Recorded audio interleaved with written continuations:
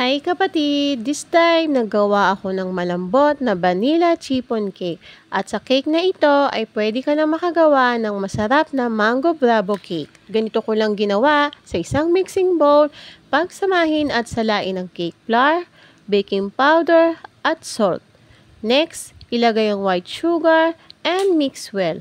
Maglagay ng space sa gitna para ilagay ang egg yolk, vanilla essence, water at oil. Mix until well combined and set aside muna natin. Sa isang separate na bowl, combine natin ang egg whites and cream of tartar. I-beat ang egg white using electric mixer and add white sugar gradually. I-beat ang meringue hanggang maging soft peak ito.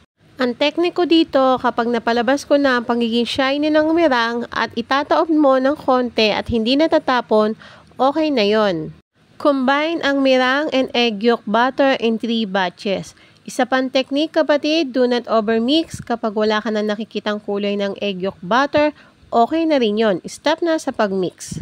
Taktak mo lang ang pan ng 3 times para ma-release ang namuong bubbles sa loob nito. Bake sa preheated oven until done.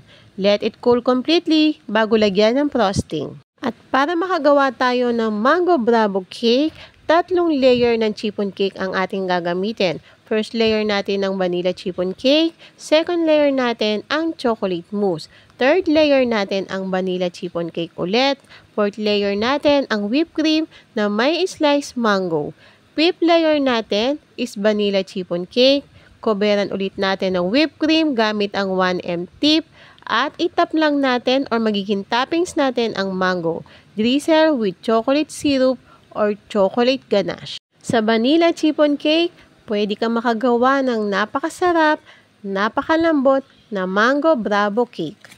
Sana'y nagustuhan nyo ang cake na ginawa natin today.